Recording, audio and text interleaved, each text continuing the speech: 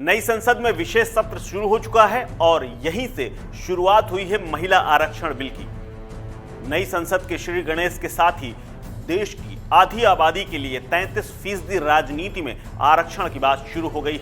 लेकिन इसी बातचीत और इसी बिल को लेकर नेता प्रतिपक्ष ने जो बात कही है उसके बाद अमित शाह लाल हो गए। जी हां, नेता विपक्ष अधीर रंजन चौधरी के बयान पर जमकर हंगामा उस वक्त हो गया जब एनडीए सांसदों ने उनके एक बयान पर आपत्ति जताई।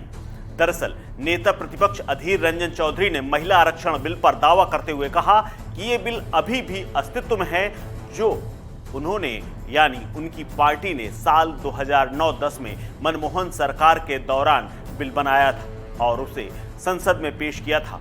वो बिल अभी भी अस्तित्व है, इतना कहना था अधीर रंजन चौधरी का। और इस बयान के बाद बवाल मच गया। गृह मंत्री अमित शाह स्वयं खड़े हुए और उनके दावे को गलत करार दिया, जिसके बाद एनडीए सांसदों ने भी आपत्ति जताई और सदन में जोरदार हंगामा शुरू हो गया। केंद्रीय गृह मंत्री अमित शाह ने जोर देकर कहा कि बिल अब अस्तित्व में नहीं है। नेता विपक्ष के बयान को रिकॉर्ड से हटा दिया जाए। लोकसभा में अधीर रंजन चौधरी ने कहा कि राजीव गांधी, नरसिम्हा राव, मनमोहन सिंह सरकार ने अलग अलग समय में महिला आरक्षण बिल को पास कराने की पूरी कोशिश की, लेकिन कभी राज्यसभा से पास होता, कभी लोकसभा से पास नहीं होता, कभी लोकसभा से पास होता तो राज्यसभा में गिर जाता था।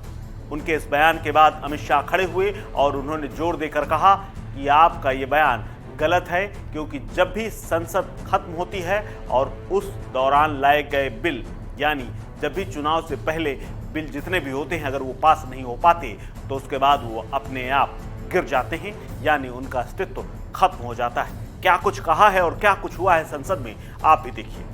माननीय अधीर रंजन जी ने जो कहा वो फैक्चुअली इनकरेक्ट है कि पुराना बिल अभी भी जीवित है। मेरी स्पष्ट जानकारी है कि पुराना बिल लैप्स कर गया है। अधीर रंजन जी ने जो कहा है उसके समर्थन में उनके पास कोई डॉक्यूमेंट है तो टेबल पर रखने चाहिए। एक, या तो उन्होंने स्टेटमेंट विड्रॉ करना चाहिए। दूसरा, उन्होंने कहा कि इस बिल को लोकसभा ने भी कभी पारित किया था राजीव गांधी जी के समय में, कभी नहीं हुआ है। माननीय अध्यक्ष जी, ये दोनों चीजों को माननीय बैठिए ना, बैठिए ना प्लीज। मैं आगे कहता हूँ प्लीज, मैं आगे कहता। माननीय सर प्लीज, आप बैठ जाइए। मुझे पूरा तो प्लीज प्लीज प्लीज प्लीज। माननीय अध्यक्ष जी, कल्याण जी प्लीज।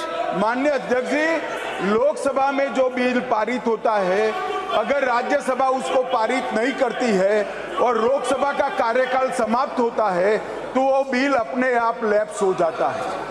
मैं मानता हूं कि इस चीज को स्पष्टता करनी चाहिए और माननीय अध्यक्ष जी, अगर उनके पास अलग जानकारी है तो सदन के टेबल पर रखनी चाहिए। इस खबर में फिलहाल इतना ही। अपडेट्स के लिए बने रहिए वन इंडिया हिंदी के साथ।